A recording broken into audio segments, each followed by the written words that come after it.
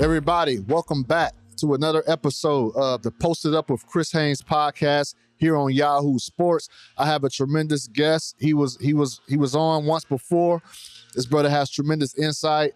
15-year NBA vet, plays for the San Antonio Spurs. Thaddeus Young. Thad, man, it's been a minute, man. How you been? How the family been? How's everything going? Everything's good. Family's with me. We're in San Antonio right now. Everything's been good. Just, taking it day by day, just continuing to work, continuing to grind.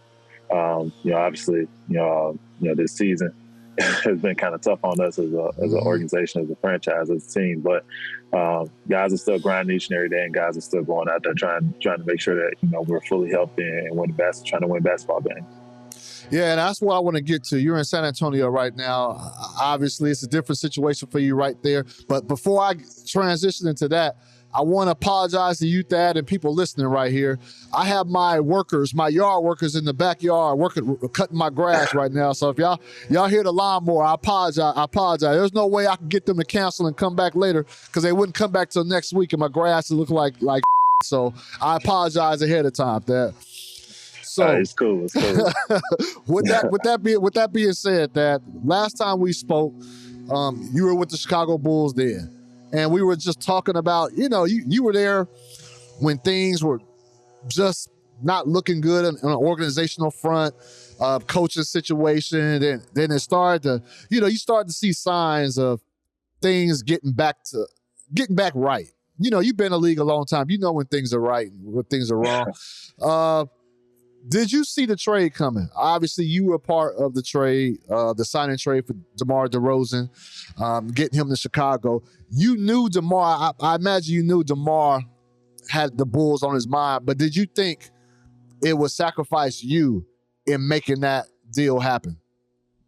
Well, honestly, I literally probably a week before, or a few days before, my agent had just told me that, I was expected to be coming back. And somewhere in between that, I was traded. Wow. I actually didn't find out I was traded, from the actual front office. I found out via social media. I was at a sports academy in Frisco, Texas, leaving a session, and got in my car and seen my phone going crazy. And then looked at the phone and seen DeMar was actually going to Chicago. And then I was like, well, if he's going to Chicago, then why is my phone going crazy? Yeah. So then I started looking at Twitter like everybody else kind of sees it, and then saw, the breakdown, the details of the trade from Sham or Woj, one of those two. And then, that's when I was like, oh, okay. Well, I wish I at least got a phone call, for them to at least tell me, first that, hey, I'm getting traded. But, it is what it is. That, it happens. My biggest things was I just wish that I had got that phone call before it actually went down and it actually happened. Just so I know, and then, go from there and be prepared for it. Yeah, that's not a way to find out, especially not for a veteran. As yourself. Let me break that down a little. I want to go through the breakdown of how things happen. So I broke DeMar was signing with the Chicago Bulls, and I wasn't the one that got the trade details, but I broke that he was going to the Chicago Bulls. He was picking the Chicago Bulls. So at the point where you found out, so you're saying you found out pretty early that after DeMar picked Chicago, you found out pretty early that you were going to be going to San Antonio on that. I guess what I'm asking is, was there a point where all you did was find out that DeMar was going to Chicago, and was there any kind of lingering concern after that, saying, okay, if he's coming over here, it has to be a signed trade. Am I part of it, or you just found out about everything together? I found out everything together. Gotcha. I had been working out all day that day. So, I had been in the gym from literally probably, I'd say 7, 8 a.m. that morning, and just leaving my last treatment session and all that stuff. So at 2, maybe 3. So, news had already really like kind of like broke out. I just didn't have my phone on me at the time because I Got was you. in treatment session. And when I found out, everything at once. I found out the trade details. I found out, that he was going there, and I seen the breaking news. But from me, being told and how things were probably going to go. I was told that I was probably going to be coming back. I still knew that. I always know that anybody can be traded on any given day, and things happen. Mm-hmm. But like I said, I just wish that, I had got the phone call like, okay, before this trade comes out or this rumor comes out, let me go on and call Thad and let him know that, we're sending him to San Antonio. And, Mm-hmm. It didn't happen that way. But, like I said, I'm good. I understand the business of basketball. I understand how these things work. It's not my first rodeo as far as being traded or anything like that. But I did, as far as previous trades, I did get the heads up on those trades. So, Did you it is what it is. Dad, did you at least, after the rumors got out, did you at least, you eventually got a call? I mean, it's too late at that point, but did you eventually get a call? Yeah, I got a call. I mean, I got a couple calls from, AK and Mark, later on, later on in the day. Yeah. after, hours after it had happened. But hours. Yeah. Wow. But like I said, it is what it is. It's cool. And of course, they text me, letting me know, that, obviously like, that they didn't want to do it and stuff like that. And, but, like I said, I understand the business of basketball. I understand how it all works. I understand what you have to do sometimes in order to make teams better. Chicago wanted to get better. They had to make some sacrifices, and I was one of the sacrifices that they had to make. I still talk to some of the guys on the team. I still talk to Zach, obviously, like a little brother to me. Still talk to Pat. Still talk to those guys, and I think me and Billy, we text probably maybe a week ago. Okay. So we still talk. And I still talk with some of the people that actually work within the organization. So, there's no ill will or anything like that. Like I said, I understand the business of basketball. I understand how it works. So just let me paraphrase for you on your behalf, Thad, because I know a lot of people take this and run with it a certain way. What you said, you were not complaining about being traded. You've been a part of that. You understand it's a business, but the simple fact that you did not get a call to give you a heads up, and you understand again, you said you a couple of days ago or a week ago you were told that most likely nothing's happening, but you do understand the NBA that it's a business and things change day to day. But still, you would have liked to have been given a call, a heads up, and not finding out about your whole situation via social media and reporters. Just want to put that, and that's fair. That's fair. Yeah, I mean, I was preparing. I was actually preparing my family and stuff to get ready to go back to Chicago because, my kids are at ages where they're in school. So I was preparing to, get them ready so we can get them back situated for school, and making sure that our living situation was settled and done. Like I was preparing to start life and start a season in Chicago. So, and then, I get the news. So I was like, okay, now it's a shift, and like I said, it's not the first rodeo. Like I've been there before. So, the biggest thing for me has always been transparency and communication. And, for sure. That was one of the parts that I was just kind of like, damn. Like I could have at least got the phone call, like, yo, like, this is what's happening. This is how it's going down. Boom, boom, boom. I'd be like, oh, well, I probably would at that time, knowing that the team was getting better. I probably been like, nah, I don't want to leave, but but at the end of the day, if it was going to happen, and I got the heads up, I'm like, oh, okay, well, like, okay, now I know what I need to prepare for. Mm-hmm. So, understand. Understand that, and as you shift, you obviously you have to make that shift suddenly. You're preparing to get your family, kids set into school in Chicago. Now you make that shift suddenly to San Antonio, and I mean, probably you didn't know. I don't know how much you knew the organization or just studied them, but you kind of knew the transition they were headed. what was your Right. expectations before the season started about how you were going to be able to fit and what was going to be your role? I mean, my thing is, I just wanted to try to get to, if I was going to be traded, wanted to get to a contending situation. Obviously, like with this organization, this franchise, we're not in a contending situation. We're going to compete, and we're going to try to contend and try to do things. But we're in a rebuilding situation.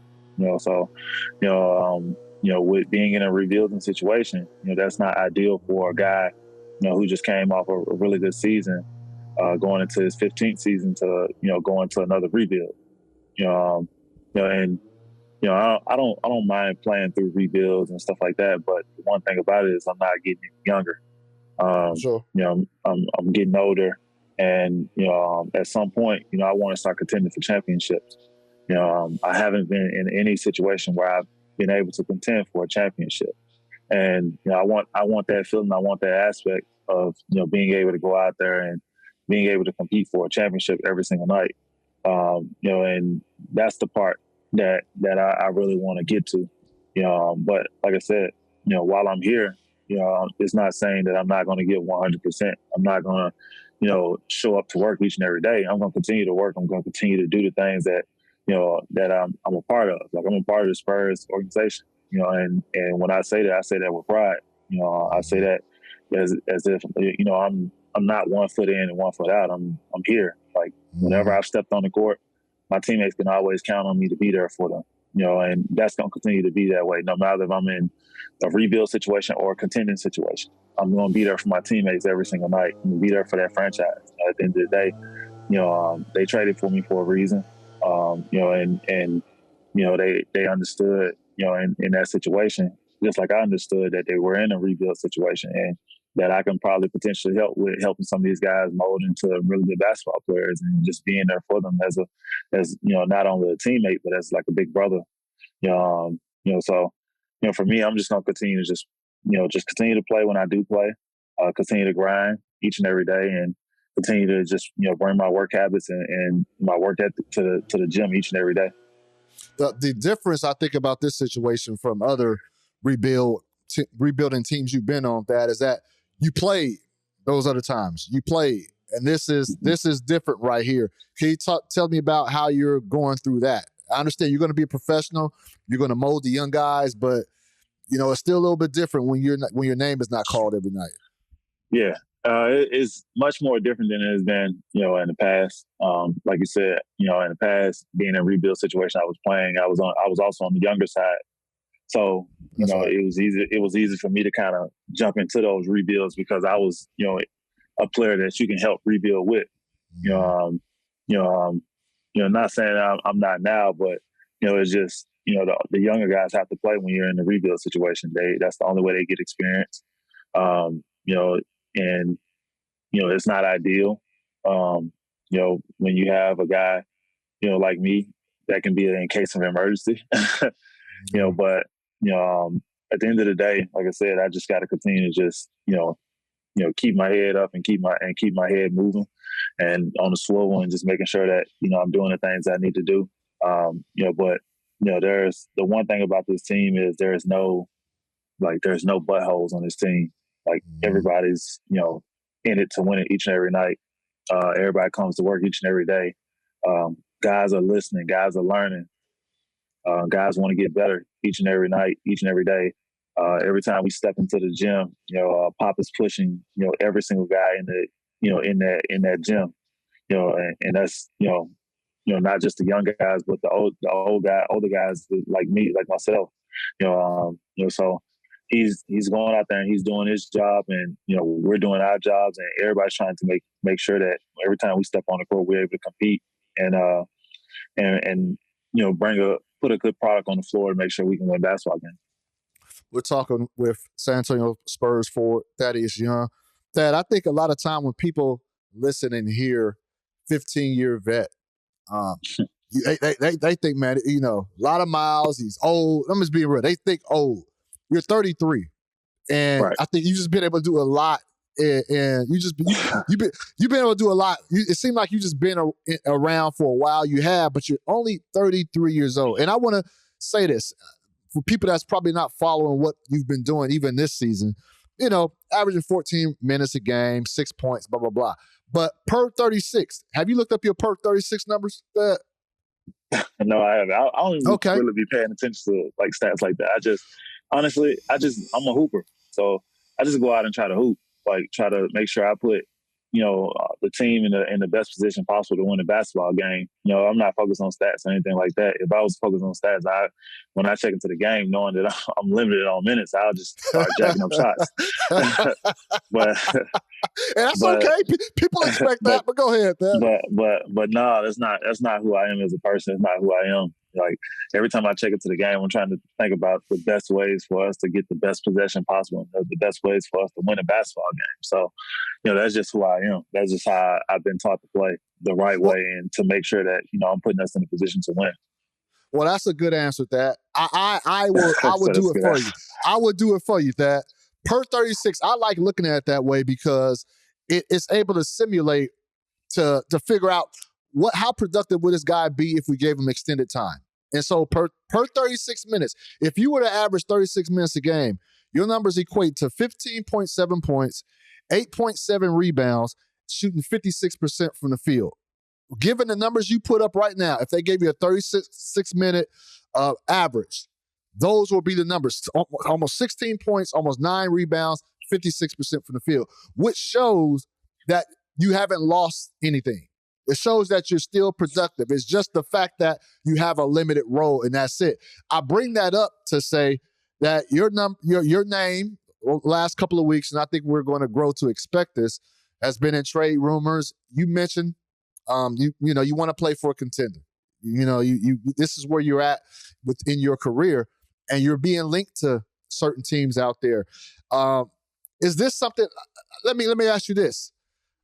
That's ideal. Obviously, before the trade deadline to wind up somewhere.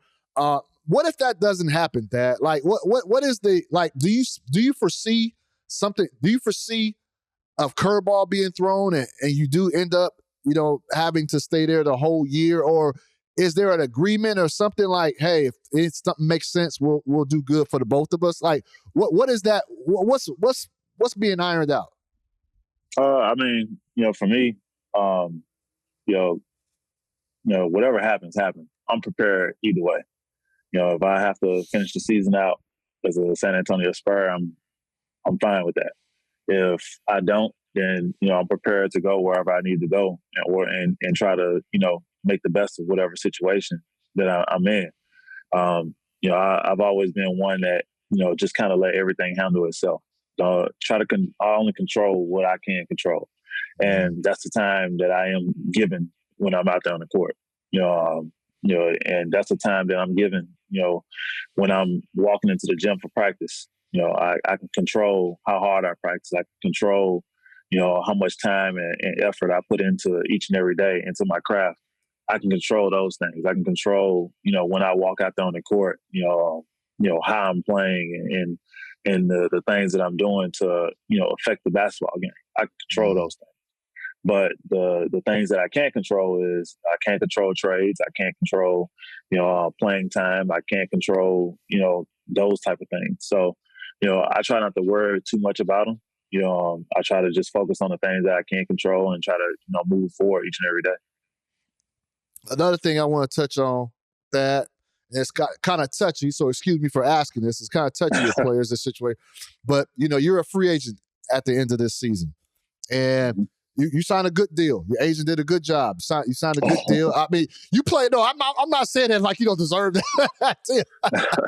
you got a good deal with that. So basically, what I'm saying, if the trade deadline were to pass, is buying out, is a buyout an option, or you cross that bridge when you get to that? I mean, I think I'm gonna just cross that bridge when we get there. Like for me, like I said. Things to be talked about.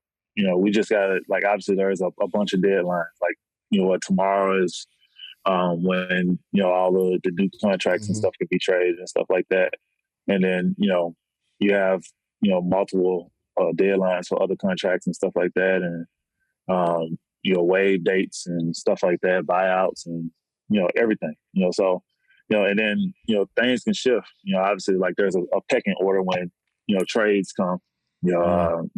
Everybody's talking about right now the Ben Simmons thing. So if that happens, then it might be a trickle down effect. Yep. So for me, like I said, I don't think about those things. I just think about when I do get time, hooping.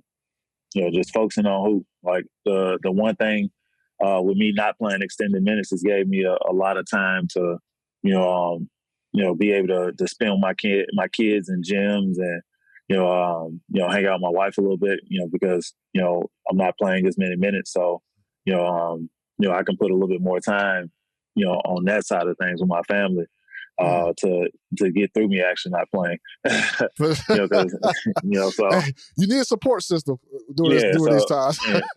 So you definitely, like, when you're not playing, obviously, like, if you're by yourself, that can get real lonely.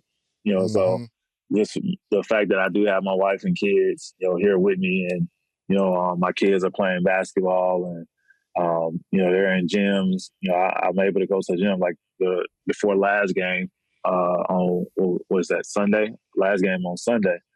I went and watched 5 basketball games before actually going to my game. Wow.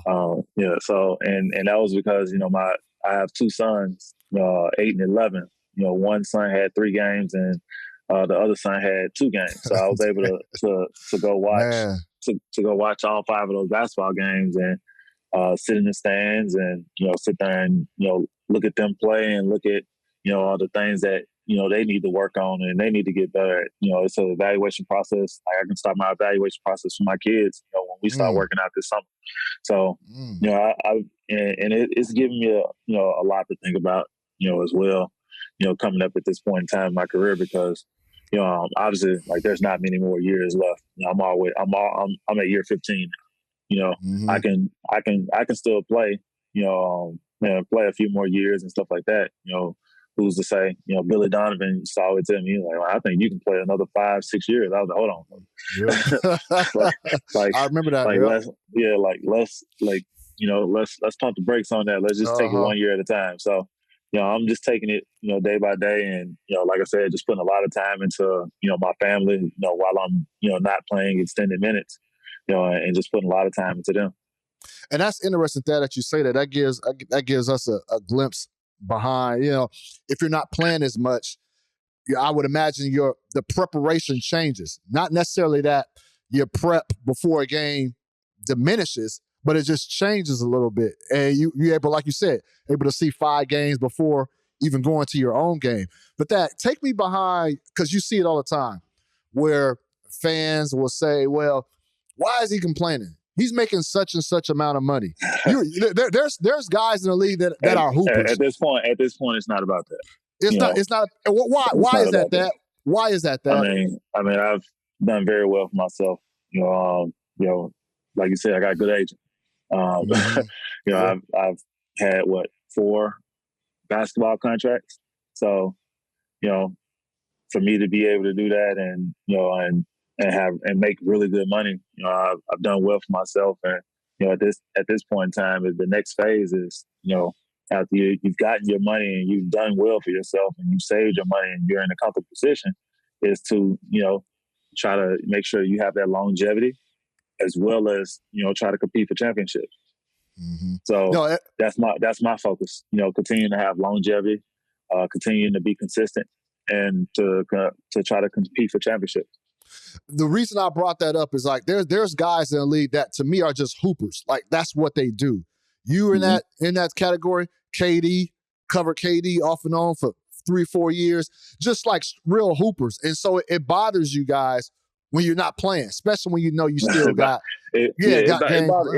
It bothers you a lot when you know that you're 110% healthy and more than capable of helping your team, and you're not playing. It definitely bothers you. It doesn't sit well with you. It doesn't. It sometimes it makes you sick to your stomach, just because of the fact that you can help and you can do certain things. But like I said, this is one of the things that you can't control. And and as basketball players, we're so used to being in positions to where we can control everything. And when you can't, the day you can't control it, is one of those things that's very tough on you as a player. One of my first game this season, I took a DNP, and I was like, yo, I haven't took a DNP, and that definitely caught me by storm. So, and those are some of the things that's just super tough to deal with. But when it happens, you try to get off your heels and try to get on the balls of your feet and try to get yourself ready, for the storm that's ahead. And sometimes you can't weather the storm, and then sometimes you can. The one thing about me is like I'm a confident person. I'm confident in myself. I'm confident in who I am as a person. I'm confident in what I've done in this league. And I know I still can continue to contribute. Obviously, you just said, with my per 36, and it's just a matter of just getting time. And for me, I've been a very durable guy over the course of my career. I've reached over 1,000 games last year, and that says a whole bunch right there. Like, I'm always available. So for me, it's just continuing, just being able to go out there and play, and when I am playing, just playing with joy and happiness. That you bring up another point that kind of caught my attention. I think even for the regular fan like myself, college, D2 college, that was the furthest I went playing ball. But for the most part in sports, man or woman, you're always taught from a little kid on up that the best man or the best woman will get the spot, will get the time. Like that's just the way sports is. The better person will play. And most people, even most people in the NBA professional ranks that wouldn't experience what you're experiencing. And what I mean by that is that there's come a certain point where business takes over, where it's not about who's the better, who's going to be the best for the team right now. It is about developing. You don't have that in college.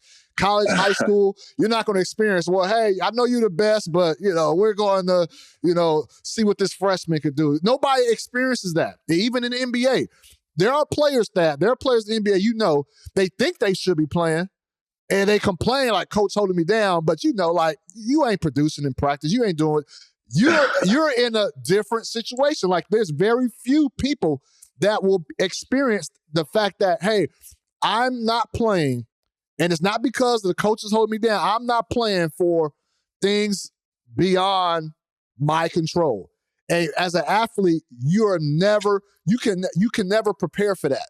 You can never prepare for that. All you know is to do your job, to go out there, and if the results prove to be beneficial, you're usually out there on the court. And this is one of those rare situations that most people won't experience, and it doesn't. It's tough. It's tough. It's tough. My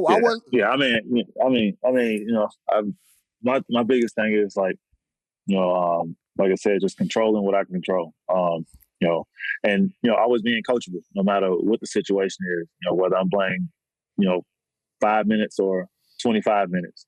Always being coachable. Like, the one thing about me is, if whatever coach I'm playing for at the time, if that coach wants me to run through a brick wall, I know that brick wall gonna hurt. But I try to do it for him. That's what's up. Like, that's just how I'm built. Like, that's just who I am as a person. That's who I am as a player. Like, growing up, my dad always told me, just no matter what, just continue to be coachable. If a coach tells you to do something, you do what that coach tells you to do. And if he wants you to play a certain way, you try to play that certain way. It may not, be for your game, and it may not work for you, but, that's his system. That's how he wants you to play, and you have to adjust and adapt to whatever you can. That's why I think I've been really good at adapting and adjusting to every situation that I've been in, throughout the course of my career. And I think that's one of the reasons why I've had so much longevity, just because, consistency and the ability to adapt and adjust. I've playing 15 years, over 1,000 games, and for many different coaches and many different franchises. So, but that's just how like I was taught to, if that coach says, hey, like you see Shaq over there, man, I need you to try to stop him. All right. What I got tell me what you want me to do. Okay. Yeah. If it's Carmelo, if it's Bron, whoever, like it don't matter. I approach every situation the same way. Go out there and play as hard as I can and live with the results at the end. You brought up coaching, and I'd be remiss if I didn't bring up your current coach right now, Gregg Popovich, who people will say is one of the best coaches, period, ever in the NBA profession. That you're a good. I don't know if you have one on this one, but I'm going to ask you about another player later. But you're good with storytelling. You got good stories and things like that, man. Has there been one on Coach Popovich that you've seen in your brief time there? Is anything that caught you off guard? Anything you've been surprised about in spending time with Coach Pop? He's really like a comedian. Okay.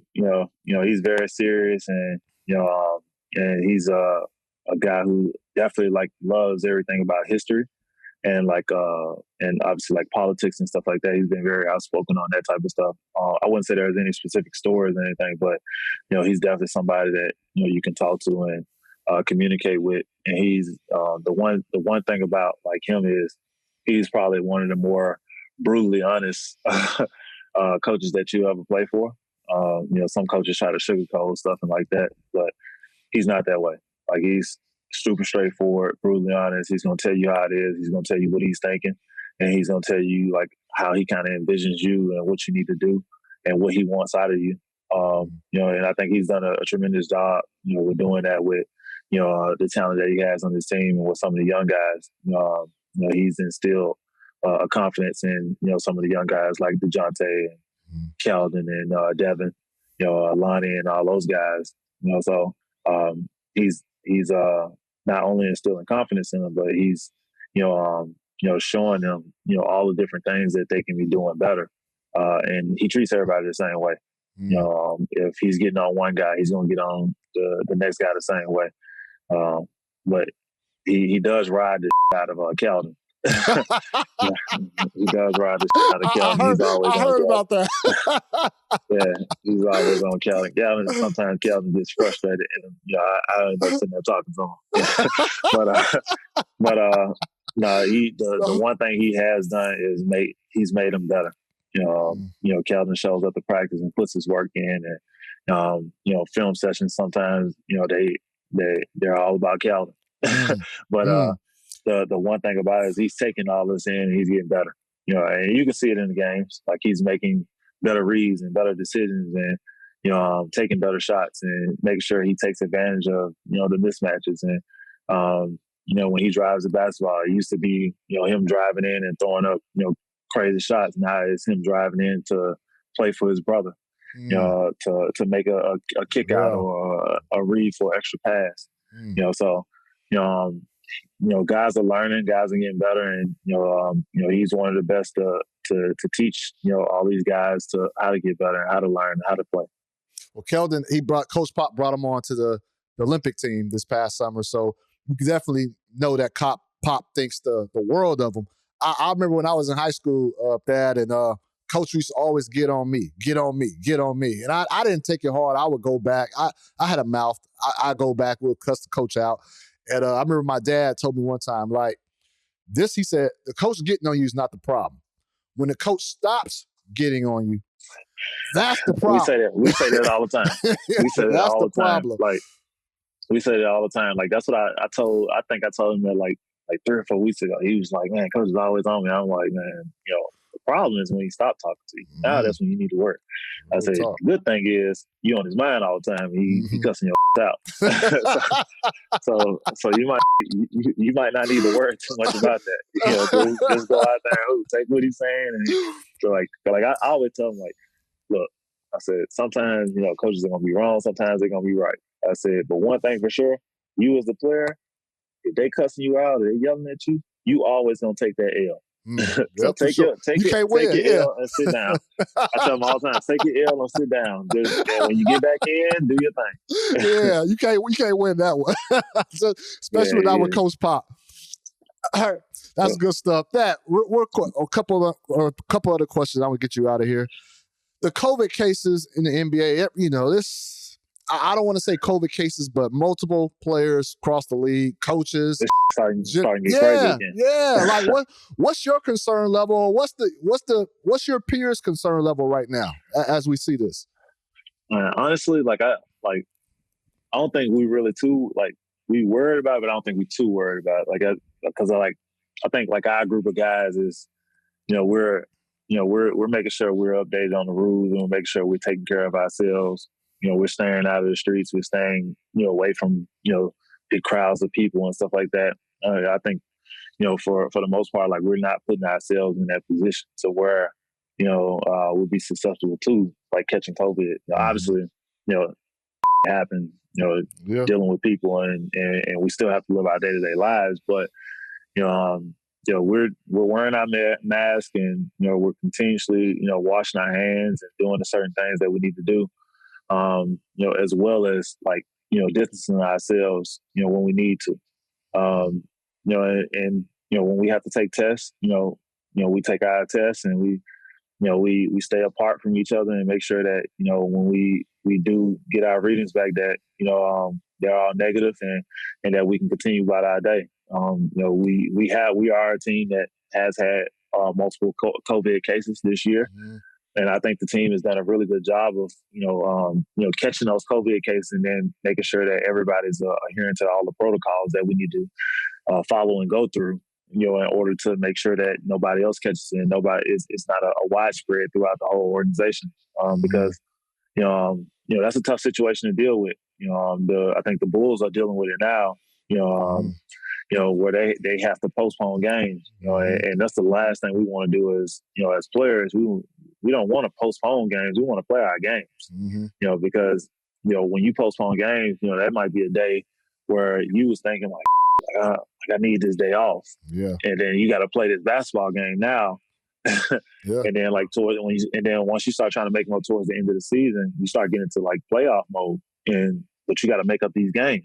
Mm-hmm. So, that's tough, so we're trying to, make sure that we adhere to all the rules that we need to and all the protocols and make sure that we're taking all the safety procedures, very seriously.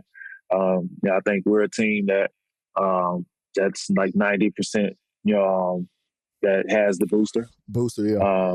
Yeah. So guys are, going about it the way they need to go about it. I think I'm one of the last ones. I just got my booster not too long ago, probably 2 days ago. Mm-hmm. So I wanted to make sure that we had 2 days in between games, before I actually took one because, the side effects and everything that happened. Yep.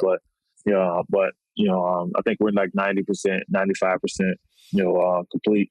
I think we probably have 1 or 2 guys left that needs to take their shot. But, the good thing about it is, the team is actually, starting to, prepare for the families to be able to take it and stuff like that as well, if they want to. I get my booster shot tomorrow. So what's the side effects? Give it to me straight. Are there any side effects? Have you experienced anything? Everybody experiences different things. One of our guys, he got kind of a little bit sick and he wasn't able to practice, but nothing major. He was back the next day. Okay. And then you have arm soreness. My arm is a little sore right now, but nothing crazy. Okay. But the time that it really starts to kick my ass is when, you take it and then, you're trying to sleep that night that you take it. Mm. You might have a little fatigue and tiredness or, slight headache, which I popped 2 Tylenol and called it a day and I was fine after that.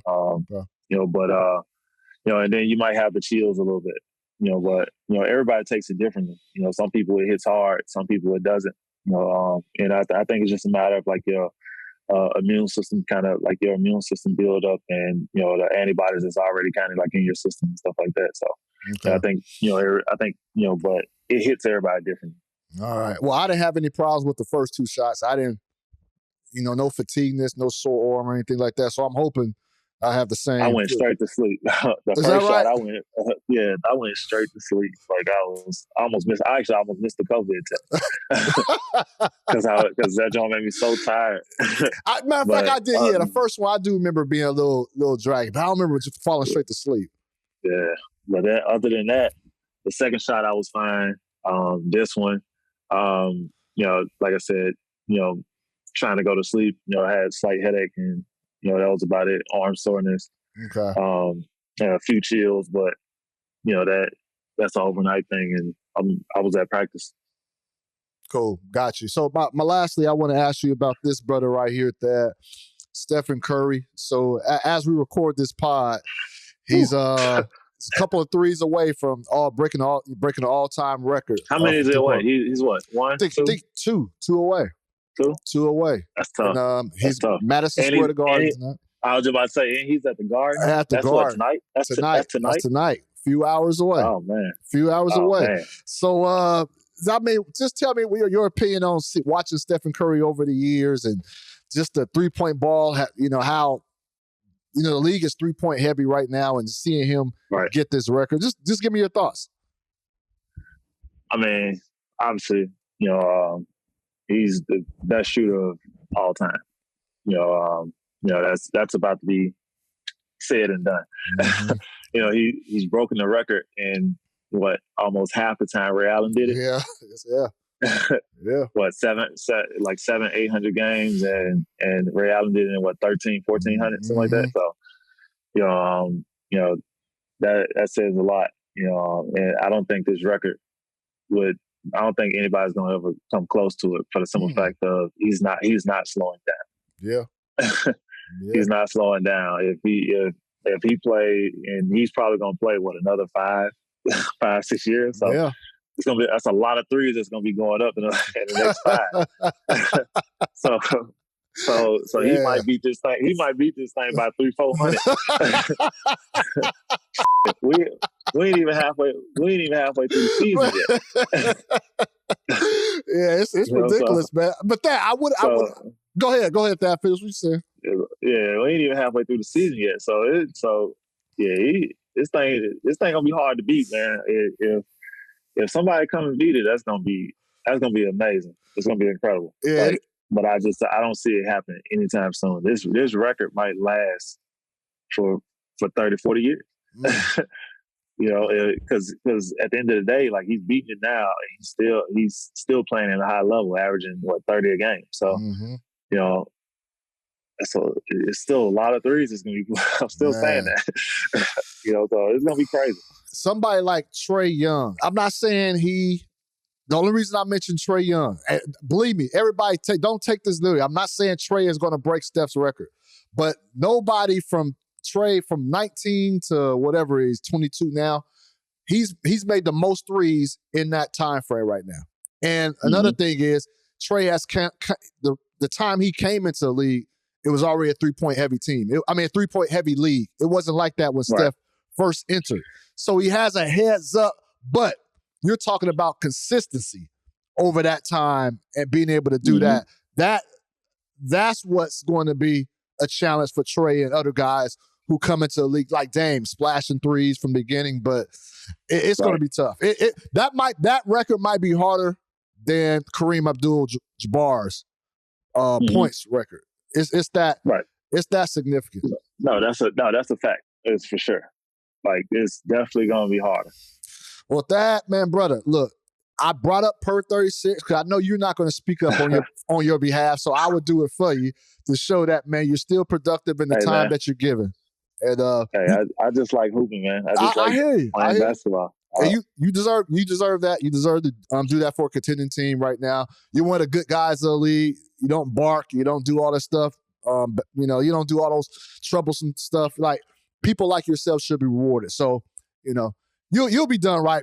Be right. Oh, my guy, be right with the Spurs GM over there, man. He's good people, man. He'll take care of you, man. He'll take care of you. Yeah, he's cool. We've had several conversations, man. They've been all good conversations. So, I'm comfortable with them. Obviously, like, you have a lot of players when they get into these situations and stuff happens in these situations, like with trades, and